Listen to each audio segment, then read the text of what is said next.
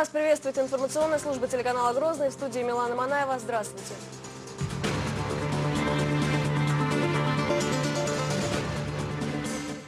Экономика Чечни признана самой эффективной среди российских регионов. Если вы помните, там у нас стоял макет многоэтажек Грозной сети. Мы полностью это построили. В Сочи прошла встреча президента России с Рамзаном Кадыровым. Новые подробности громкого судебного процесса. Скажите, пожалуйста, этого ли человека вы видели стрелявшим в Буданова? Этого человека я никогда в жизни не видел. Должным ли образом ведется расследование дела об убийстве Юрия Буданова? От 13 до 20. За буханку хлеба, это же не всем же доступно. Цена на хлеб выросла почти вдвое. Жизнь, посвященная творчеству. Буду работать более даже активно в творчестве, чем работал до сих пор. Поздравления принимает поэт и журналист Шарип Цуруев.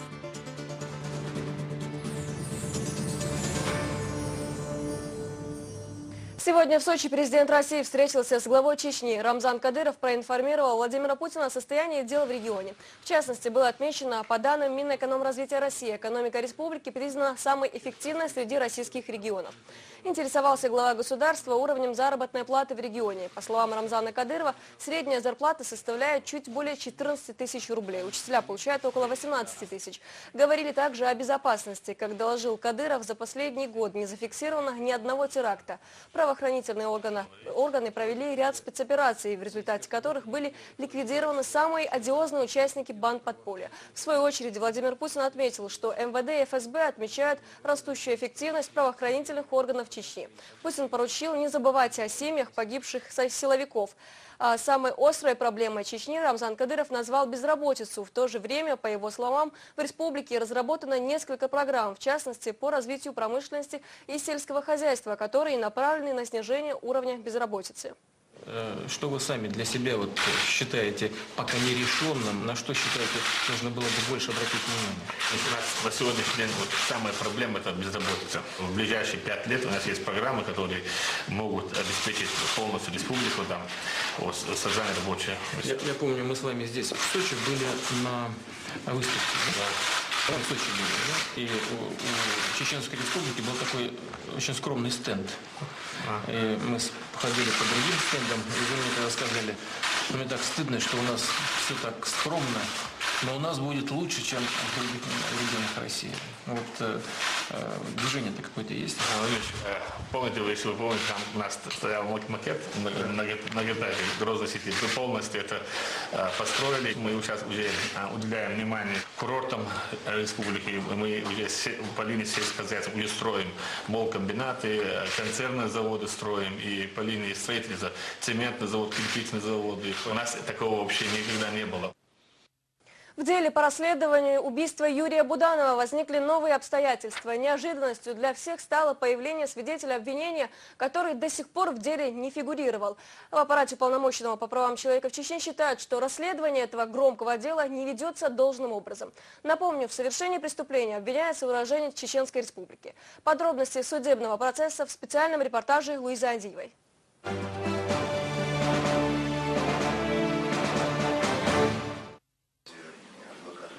Исчезновение и неожиданное появление важного и, пожалуй, единственного свидетеля прямо во время следственных мероприятий – нонсенс только для защиты подсудимого Темирханова. Все вокруг и суд, и гособвинения делают вид, будто ничего не произошло. Между тем, адвокат Мурат Мусаев настаивает, этот факт должен был расследоваться прежде всего. Сейчас, Ваша честь, я прошу проконтролировать с того момента, как Евтухов выйдет из зала судебного заседания, в чье распоряжение он попадет. Я обращаюсь также к людям, которые здесь находятся, но не являются оперативными сотрудниками. Любой из вас может выйти из зала суда в тот момент, когда захочет. Я прошу вас сопроводить этого человека и посмотреть, куда он пойдет и в чьи руки попадет. Это убедительная просьба ко всем. Мне не нравятся ваши манипуляции со свидетелем. Какие манипуляции? Это не манипуляции. Что нет?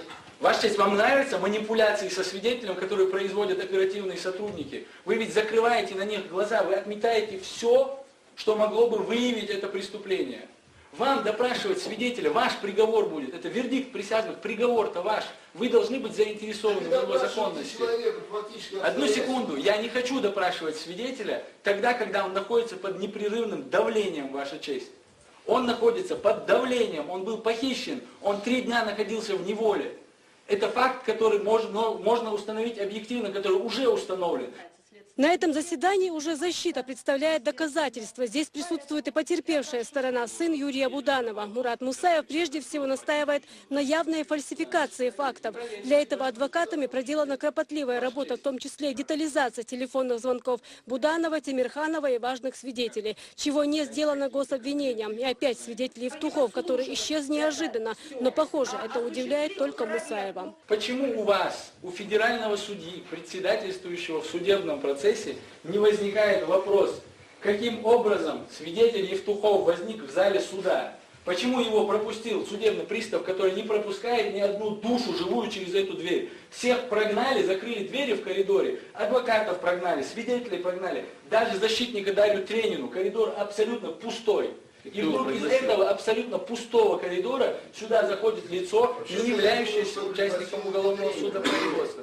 Юрий Буданов, осужденный за убийство чеченской девушки Эльзы Кунгаевой, был убит на Комсомольском проспекте в Москве. Преступник подошел и выстрелил в Юрия Буданова несколько раз. Евтухов является единственным и главным свидетелем. Он с самого начала утверждал, что стрелявший был человеком славянской внешности, ростом 175 сантиметров. Вряд ли подсудимый Темирханов имеет с ним хоть что-то общее. Юсуп жгучий брюнет, ростом 1,90 м. Поэтому и происходят вот такие странные вещи, как похищение Евтухова, настаивает Мурат Мусаев. Но неужели непонятно, какое отношение может иметь похищение свидетеля, его принудительное доставление в суд к содержанию его показаний, которые мы будем исследовать при присяжных заседателях? Кто-то здесь этого действительно не понимает. Это же просто абсурдный процесс получается. Слушайте, Франц Кафка просто какой-то, а не Мосгорсуд. Это слишком даже для Мосгорсуда, Ваша честь. Не суд и не гособвинения, которые должны были по сути быть заинтересованными в защите свидетеля, а адвокат подсудимого выражает обеспокоенность за свидетеля Евтухова, на которого может быть повторно оказано давление. На этом процессе главным остается, по всей видимости, один вопрос. Допрос Евтухова здесь же, но судья почему-то занимает пассивную позицию. Вы же заняли позицию игнорирования доводов о давлении на свидетеля. Давлении, которое скажется на содержании его показаний. Вы понимаете это? Ваша честь, вы предупредите его об уголовной ответственности, а люди, которые похитили и держали его, предупредили о чем-то другом. Я не знаю, что с ним происходило последние 3 дня, но в ночь с понедельника на вторник ему говорили: тебе повезло, что ты не смог сегодня дать показания. Потому что если бы ты дал показания, с тобой разговор был бы другой. Об этом я говорю со слов Евтухова. Кроме меня он рассказал это еще адвокату Трениной и своей знакомой гражданской супругой, объяснения, которые я представил и прочее. Слишком много очевидцев, чтобы делать вид, что этого не происходило. Во время перерыва Мурат Мусаев подходит к свидетелю и просит его рассказать всю правду. Внимание, запомните слова Мусаева, потому что позже сын Буданова попытается обвинить защиту в угрозе свидетелю. Александр Васильевич, расскажите им все, как было. Расскажите. Это не будет продолжаться намного дольше, чем сейчас. Все это доказано. Расскажите им все, как было. Я понимаю, что вам нелегко пришлось. Расскажите полностью все, что было, начиная с понедельника. Мурат Мусаев небезосновательно считает, что на Евтухова оказывается давление, но это, мягко говоря, никого не волнует. Более того, прокурор явно игнорирует неопровержимые факты, считает Мусаев. Еще раз, нельзя игнорировать обстоятельства давления, обстоятельства совершения преступления в отношении свидетеля в уголовном деле. Нельзя. Фактические обстоятельства. А без присяжных выясните вопрос. Ну, что вы... Мы сейчас хотим без присяжных выяснить вопрос. Ваша честь, предмет, который сейчас обсуждают уважаемые защитники, связанный с обстоятельствами похищения свидетеля, не имеет никакого отношения к настоящему делу. Это, извините, компетенция Следственного комитета по заявлению. Поэтому мы категорически возражаем, что это за оказание воздействия на свидетеля идет со стороны защиты. Это раз. И во-вторых, хорошо, если они не хотят с присяжными допрашивать свидетеля, ну, давайте допросим без присяжных, только по фактическим обстоятельствам дела, которые опознает он, не опознает и так далее Темирханов. Если уж пошло на это. Но мы настаиваем на том, чтобы свидетеля допрашивали изначально с участием присяжных заседателей. Мы считаем, что пропажи, хищения Да, и, кстати, еще, да, я прошу прощения. В ходе перерыва адвокат Мусаев подошел к свидетелю со словами, и мой коллега сейчас четко эти слова обозначил. И потерпевший тоже. Пожалуйста, процитируйте. Прощайте, в ходе перерыва адвокат Мусаев подошел к свидетелю и сказал о том, что скажите все как было, в противном случае мы знаем, где вы живете. Мы расцениваем это как давление на свидетеля. Просим зафиксировать протоколе. Ваша честь, мы теперь понимаем, что вот этот человек, который здесь сидит, Валерий Буданов, который должен был бы быть заинтересован в том, чтобы найти убийцу своего отца, вместо этого является марионеткой в руках государственных обвинителей и выполняет любые их прихоти, Ваша честь. То, что сейчас сделал, я мягко выразился. Вы еще и лжец, уважаемый потерпевший. Слава Богу, вот здесь находится представитель пресс-службы, Ваша честь, Мосгорсуда. Изменить, чтобы Ваша честь. уважаемый защитник Мусаев поменял тон здесь в судебном Уважаемый заседании. защитник Мусаев не нарушает регламент судебного заседания, в отличие от по отношению гособвинителя. к потерпевшему. Ваша честь, я прошу прямо сейчас проверить ложь Валерия Буданова на предмет того, является ли она действительно ложью или соответствует действительности. Здесь находилось человек 20 в этом зале. Здесь есть видеокамера, под которую я говорил со свидетелем. И я ему действительно сказал, расскажите все, как было в эти дни. Я понимаю, через что вам довелось пройти. Расскажите, как было. Они не смогут дальше продолжать делать с вами то, что вы делаете. Секундочку, Ваша честь. Для чего я подходил? Для того, чтобы попробовать успокоить свидетеля, который по моей вине оказался в этом плену, Ваша честь. И вот, наконец, допрос главного свидетеля Евтухова. Его растерянность, неуверенность очевидная. Можете ли вы описать лицо, которое стреляло в Буданова, затем села в автомобиль и уехала? Ну, описать, как время много прошло, описать я не смогу. Как бы славянской внешности человек был. Там бейсболка была, очки черные. Цвет волос, помните? Цвет волос, как бы сейчас уже я не могу точно сказать, какой цвет волос был там. Рост. Рост 175 до 180, где-то такой рост был. Почему? Ну, это я не могу говорить. Что, простите? Не, как бы фоторобот, когда составляли. С вашим участием составлялся фоторобот? Нет, без моего. Что вы сказали, вы не можете говорить? Что как бы фоторобот не я составлял, а другие люди какие-то. Скажите, пожалуйста, этого ли человека вы видели стрелявшим в Буданова? Этого человека я никогда в жизни не видел и не был с ним знаком. Сходен ли он по каким-нибудь чертам с тем, кто стрелял в Буданова? Я сейчас не могу сказать. И даже автомобиль, про который рассказывал Евтухов, оказался совсем не тем, который ему показал следователь. И этот факт проигнорирован судом. И то, что вначале Евтухов говорил довольно уверенно про светловолосого убийцу, теперь, как оказалось, никто не помнит. Однако факт обеспечения свидетеля деньгами на проезд, питание и проживание вызывает немалый интерес у гособвинения. Скажите, пожалуйста, Александр Васильевич, а была ли такая ситуация, чтобы за вот эти показания вам адвокаты платили деньги? Там было не так сказано, что то, что я передвигаюсь, все это стоит денег, и я как бы сказал, да, назвал сумму 100 тысяч, что я буду передвигаться, переезжать, где-то в гостинице проживать, там, да, и я озвучил эти деньги. Это за что?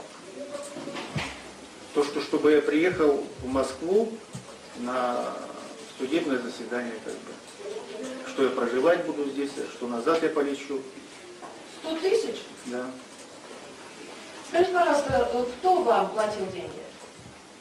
Мне на карточку перечислили. Каждому свидетелю, явку которых мы обеспечиваем в суд, мы официальным путем перечисляли денежные средства на проезд, проживание и питание на период прибытия в суд, допроса и так далее. Это не секрет, это сделано официально. Ни один свидетель не получил денежные средства наличными. Все денежные средства израсходованы строго по форме, перечислены на банковские карты. И вот этот дешевый трюк, который сегодня выкидывает гособвинение, совместно с представителями Следственного комитета и прочих господ Мы предугадали еще недели 3 назад, когда по постановлению суда начинали обеспечивать явку свидетелей. Я напоминаю суду и государственным обвинителям, что я трижды заявлял ходатайство о вызове в судебное заседание свидетеля Евтухова и еще 5 очевидцев убийства Буданова. Суд трижды мне отказал в этом и постановил: защита хочет, защита обеспечивает явку. Мы обеспечили явку, так как обеспечили, в строгом соответствии с законом. И попытка перевернуть все с ног на голову, представить это так, будто бы имело место плата за определенные показания, это уже пик, это апогей цинизма и лицемерия, Ваша честь, в этом зале суда. Еще раз, я очень сожалею о том, что суд подыгрывает стороне государственного обвинения. Скажите, пожалуйста, а вечером 14-го вы зарегистрировались на рейс в Новосибирск? Да, там в билетах есть. Почему вы не улетели? Это когда ко мне сотрудники подошли. Подошли, и что, и какие их дальнейшие действия? Сказали проехать. Я с ней проехал до города Москвы. Куда? Подскажите, пожалуйста. Я не знаю, это была ночь. А район? Не помню. Скажите, пожалуйста, где вы провели эту ночь? В здании. Ну что она собой представляла? Была ли там кровать? Был ли это зал, кабинет, коридор? Ну, кабинет какой-то, кабинет. Кто с вами присутствовал в этом кабинете? Можно я на эти вопросы не выложу? К сожалению, допрос свидетеля был прекращен, хотя Мусаев настаивал на его продолжении. У защиты вывод один. Ваша честь, я оценил то, что здесь делает государственное обвинение, причем высказался очень мягко, предельно мягко, мягче просто невозможно. Значит, мне очень жаль, что в этой постановке государственным обвинителям подыгрывает председательствующий судья. Я не знаю, как вот эта вот система Ниппель у вас здесь была налажена, но когда приводят присяжных для допроса свидетеля по существу... Вообще деньги-то платили? Как это для чего? Вы считаете, что свидетель, которого нам и так 2 недели пришлось уговаривать прилететь в Москву, за свой счет купить билеты? Вы хотя бы знаете, сколько билет стоит Москва-Новосибирск? 1 или Новосибирск-Москва? Вы считаете, что этот человек прилетел, или Фаталиев Руслан, которого мы здесь допрашивали, который зарабатывает 6 тысяч рублей в месяц, будет за свой счет билеты покупать, оплачивать проезд, проживание, питание и прочие расходы, связанные с явкой в суд? О чем государственное обвинение и суд думали, когда отказывали мне в удовлетворении ходатайства о вызове свидетелей? СМИ сейчас особенно сильно муссируют слухи о подкупе адвокатами Тимирханова важного свидетеля Евтухова. Процесс, который показали по телевидению, ясно расставляет точки над «и». Даже обывателю предельно ясно, почему Евтухов получил эти 100 тысяч. Разумеется, на расходы, связанные с приездом в Москву. И прямо, и грубо, попирая закон, уголовно-процессуальный закон, прокуратура и следственный орган делают все для того, чтобы обвинить нашего земляка в совершении данного преступления. И причем это делается очень поиздевательски, очень бесцеремонно, безнаказанно, поскольку добытые адвокатами доказательства в защиту невиновности, так сказать, их подзащитного во внимание, конечно же, не берутся. И беспрецедентный случай, когда вот официальный представитель Следственного комитета России в лице Маркина комментирует на стадии рассмотрения уголовного дела все, что там происходит. То есть тем самым оказывает давление на суд, обвиняя адвокатов там, в получении сдачи взятки, допустим, свидетелям за какие-то показания, когда это все ровно наоборот. Дальнейшие действия адвокатов Тимирханова уже выстроены. Мы предпримем все от нас зависящие меры для того, чтобы и общественность Российской Федерации, и Генеральная прокуратура, и председатель комитета, Следственного комитета России отреагировали соответствующим образом на те безобразия, которые чинятся при рассмотрении данного уголовного дела. И если не будут результаты, естественно, мы открытым письмом обратимся к президенту страны как гаранту Конституции, как гаранту соблюдения прав граждан России. Луиза Андиева, Тамерлан Арсунукаев. Новости.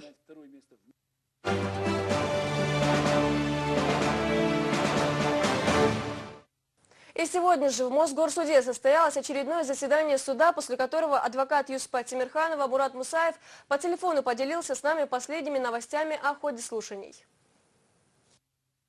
Сам процесс весьма странный. Сначала гособвинители отказываются допрашивать очевидцев убийства, потом мы просим, суд нам отказывает в вызове этих очевидцев. Мы обеспечиваем их явку своими силами и средствами. Нас обвиняют во всех смертных грехах, свидетеля похищают средь бела дня. В общем, такой, знаете, бедлам, который не то что в цивилизованной стране в суде не увидишь, но даже в самых отсталых правовых культурах нашей планеты. Сегодня вот очередной пример.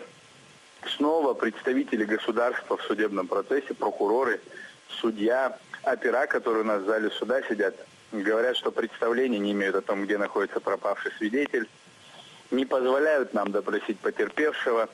Какие бы доказательства мы ни пытались представить присяжным заседателям, любые наши попытки пресекаются. Мы не теряем надежды допросить хотя бы свидетеля, и только потому, что мы однажды обеспечили его явку, допрос его был начат, но саботирован прокурорами. Судья безо всякой на то причины дважды объявлял недельные перерывы, в течение которых сначала этот свидетель был похищен, а затем была устроена в средствах массовой информации такая пропагандистская кампания по дискредитации адвокатов, участвующих в деле, в том числе меня.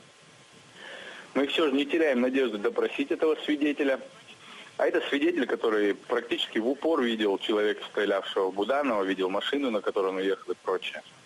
Ну и мы припасли напоследок судебного заседания нескольких специалистов и свидетелей, которые, на наш взгляд, не оставляют и камня на камне от обвинения, предъявленного Юсупу Тимирханову. Будем работать, будем биться, не опускать руки.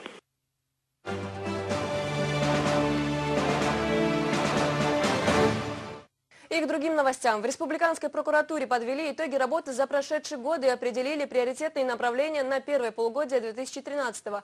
На встрече присутствовали заместитель генерального прокурора России Иван Сидорук, временно исполняющий обязанности министра внутренних дел Чечни Апти Алаудинов. Деятельность органов прокуратуры необходимо направить на защиту конституционных прав и свобод человека, обеспечение прокурорского надзора в противодействии преступности, единого правового пространства, отметили здесь. За прошедший год выявлено более 150 тысяч случаев нарушений закона, вынесено более 47 тысяч актов реагирования.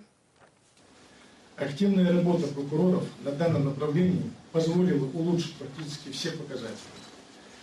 В частности, выявлено 151 658 нарушений закона, по которым вынесено 47 077 актов прокурорского реагирования. В том числе 7001 протест, 11 651 представление, 17 015 исков заявлений, 5820 предостережений. По инициативе прокуроров дисциплинарной ответственности привлечено 12 518 должностных лиц, а к административной 5305. Возбуждено 285 уголовных дел. В тесноте да не в обиде уже несколько лет живет семья Курбановых. Дом, в котором проживает многодетная семья, маленький, да еще и ветхий. А хуже всего то, что строение им и не принадлежит. В гостях у Курбановых побывал мэр столицы и узнал много интересных фактов. Слово Алевтине Банадыковой. Народная молва привела сначала в дом к Эди Курбановой съемочную группу нашего канала, а потом и мэра столицы. Непростая история скитаний семьи с 6 детьми началась, когда ей было 18, а ему 48. Но за этот период времени много воды утекло, а проблем только прибавилось. Старшей дочери уже 10, младшему всего год. В тесноте да не в обиде. Про этих детей. Они вшестером спят на одной кровати, рядом на полу спит мама на куртке и отец на матрасе. Брат, сестра помогают? Не знаю. То есть вы им не рассказываете, или они просто не знают о том, что... То есть они знают о том, что у вас такое бедственное положение?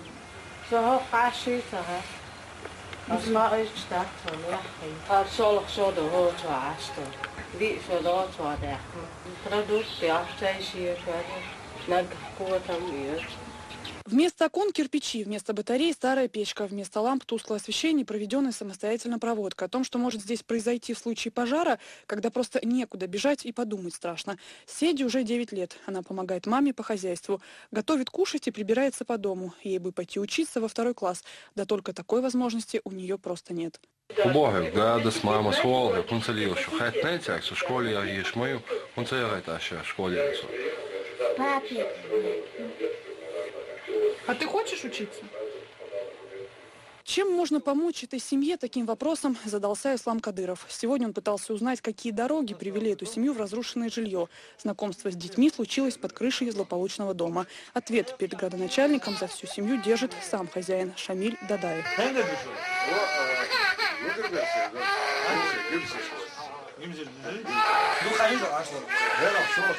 Как на духу горе-хозяин рассказывает свою историю. Прописан в Найбере. До этой хижины жили в такой же, по соседству. Место прописки одно, а вот фактическое проживание совсем другое. Что делать с этим домом, местные власти знают. Да и как быть самой семьей и куда, собственно, ее поселить, мэр столицы утверждает наверняка.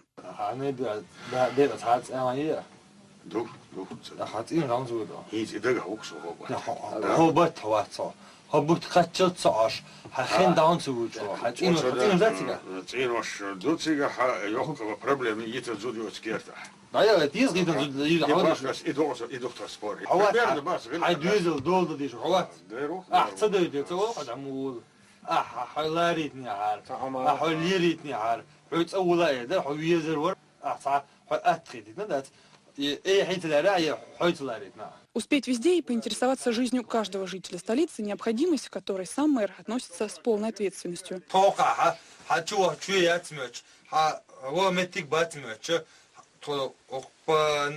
По сборам коммунальных инспекций есть что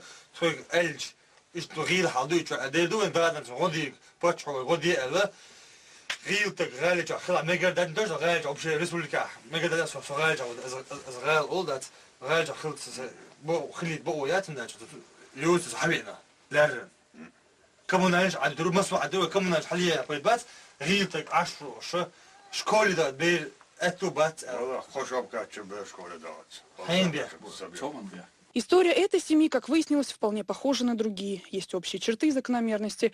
Приезжают из районов, заселяются в ветхое жилье в надежде получить еще одно – новое и городское.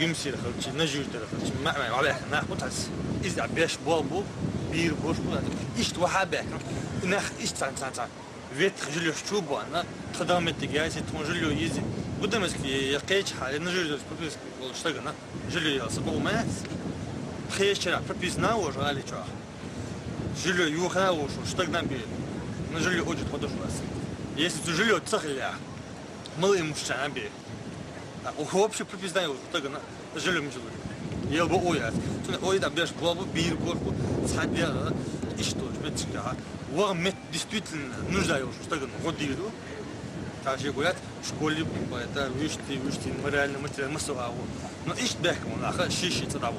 Пример этой семьи должен стать примером для всех остальных. Ведь, как гласит народная мудрость, учиться лучше на чужих ошибках, чем на своих. Левтина Бонадыкова, Муслим Пицаев, Ислам Бакаров и Вах Кантаев. Новости.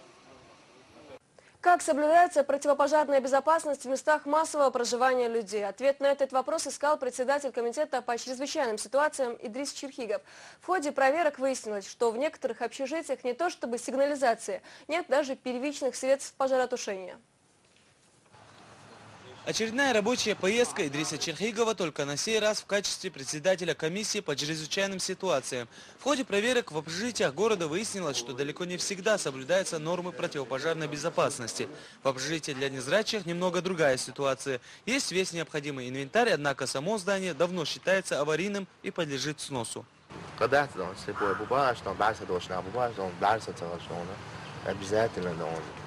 أول دام شوب أخذ عن شواش لا بعدهم قدوخنا يا سيد درجة دام در أخ ما توجد يدور سيد درجة دام بلوار ريسبوبليك ناش إذا شهادك مش принимать إذا слепой надо أول دام شو بعدهم واحد جدًا دكتور ما يموت تلقى В здании жилищно-эксплуатационного управления Старопромысловского района проживает более 300 человек. Здесь практически отсутствуют условия для обеспечения пожарной безопасности.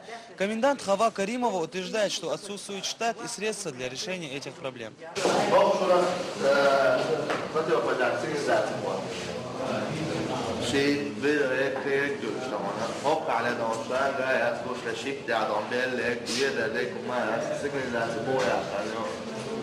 Сигнализация я решаю заплатить за динарилация бяканча.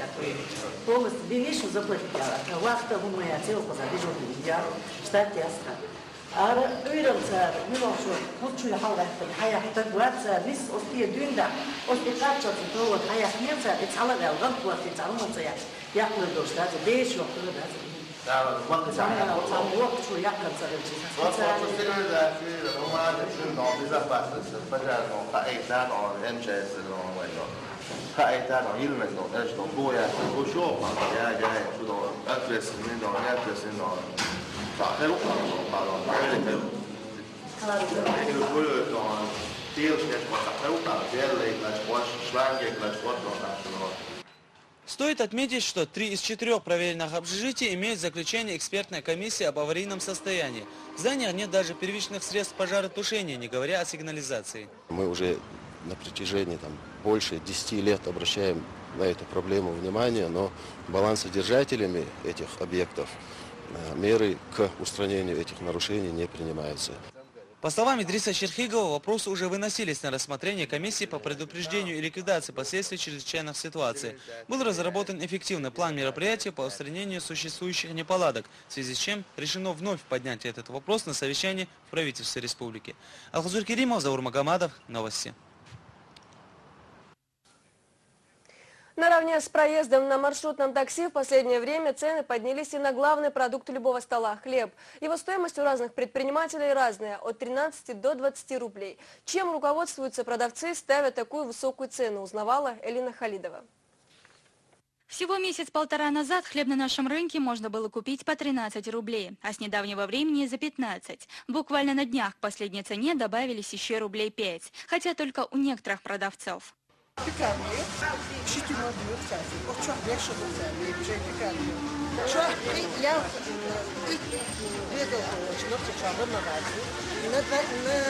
рублей каждый день это очень даже, мне кажется. Впрочем, подорожание хлеба можно наблюдать не только в столице. Чтобы сверить цены, мы побывали в нескольких районах республики. Скажите, пожалуйста, почем у вас хлеб? 20 рублей. А по сколько вы закупаете хлеб? 18 рублей. 18 рублей? 17 рублей. Мичуринский заводской хлеб.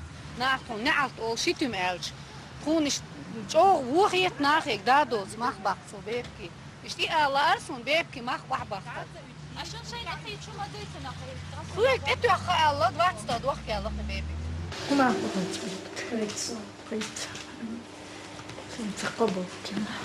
Сверка цен показывает, что стоимость хлеба в пределах столицы колеблется от 14, 15 и 20 рублей. На городских рынках Аргуна, Шали и Шатоя также установилась цена в 15-20 рублей. На вопрос, сколько стоит хлеб, продавцы называют цифру 15. Впрочем, ни в одном магазине мы не увидели ценников.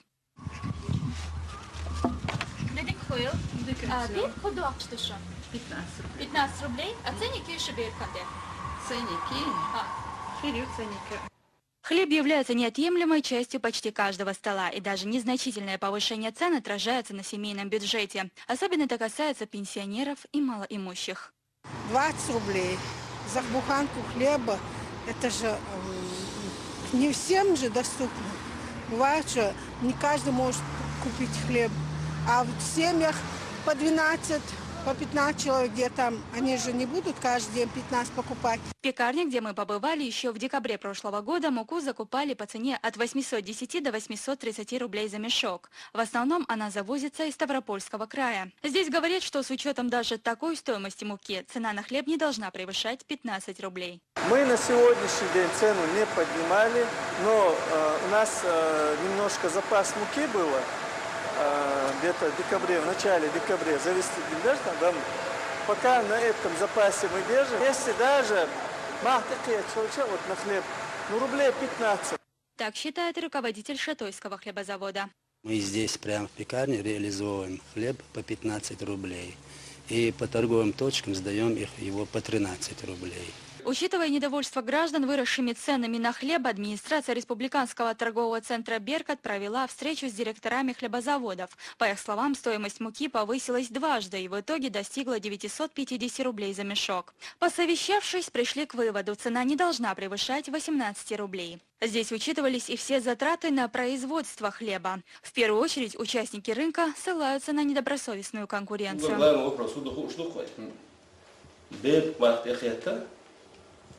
بيركتح أخيتها إيش حلبلا بس بيركتح حلبلا هون خير بيركتح هون بس بيرك أش هو ماشي اسمه ده سي دوي بيلا بويدش بيلا اسمع أنت خير 100%. 100% زبط زبط شادوش لاش وجه تو شلونش كمبانيان تيجون تو يشيل دروج يلا شيء كذا مثلا إيش تخيتي Насколько обосновано последнее повышение цен? Этим вопросом уже занимаются в надзорных органах. Тем временем Комитет по статистике ведет мониторинг полученных данных, а в Госкомитете цен и тарифов происходящее называют самовольным завышением. Закон рынка диктует свои правила, когда спрос порождает предложение. Однако при определенных условиях госструктуры имеют право вмешаться. Данный вид продовольственного товара Государственным комитетом, то есть нами, он не регулируется. Регулируется при принятии постановления правительства Российской Федерации. То есть есть правила установления предельно допустимых розничных цен на продовольственные товары. Пока же мы отслеживаем цены на хлеб. Отметим, что за последние несколько дней во многих районах республики, где проводился опрос, стоимость хлеба понизилась до 12, 13 и 15 рублей. Хотя все же остаются некоторые прилавки, где продают и за 20. На столичных рынках цена не изменилась. Она по-прежнему высока. Делать какие-либо выводы по факту завышения цен в определенных торговых точках пока еще рано. Уже в скором времени будут обнародованы данные Комитета статистики, которые покажут, насколько обоснована завышена цена некоторыми торговцами. Элина Халидова, Муслим Пицаев и Тамир Хаджиев. Новости. Поздравления в эти дни принимает поэт, журналист, учредитель и главный редактор республиканской газеты, учитель, филолог Шарип Цуруев. Человеку, внесшему большой вклад в развитие чеченской литературы, исполнилось 50 лет. Поздравить юбиляра приехали коллеги по цеху, поклонники его творчества, председатель парламента, а также наша съемочная группа. Слово Рахиму Гириханову. В чеченской поэзии много талантливых авторов. Бесспорно, к их числу принадлежит и филолог Шарип Цуруев, учредитель и главный редактор республиканской газеты «Ехархо». У него много работ по актуальным темам современного общества. Наиболее известные поэтические книги «Останься Чечне», «Поверь Отечество» и «Мелодия сладких снов». А как представитель чеченской литературы вошел в книгу «Знаменитые люди Кавказа». Только один знает, Всевышний, что будет потом. Но я планирую, что буду работать более даже активно в творчестве, чем работал до сих пор. Потому что последние годы особенно больше был занят, много был занят общественными делами. Впрочем, газета «Ехархо» не единственное печатное издание, которым руководит Шарип Цуруев. Поздравить юбиляра с днем рождения в Чеченском государственном драматическом театре имени Ханпаши Нурадилова собрались коллеги, друзья, знакомые и почитатели его творчества. Диктан тутешни удобценеву, что масаха иштеваться, чтобы сдоудаться.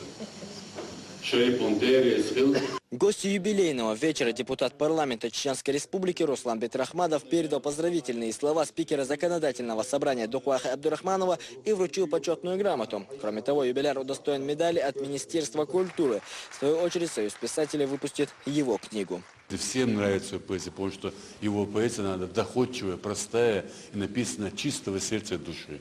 И поэтому я поздравляю Шарипа Цуруева, желаю ему долгих лет. На многие стихи поэта написана музыка, а песни исполняются ведущими эстрадными певцами. Сегодня же для гостей вечера выступила музыкальная группа «Новый город». Яркий впечатляющий голос главного исполнителя вызвал неподдельный восторг зрителей.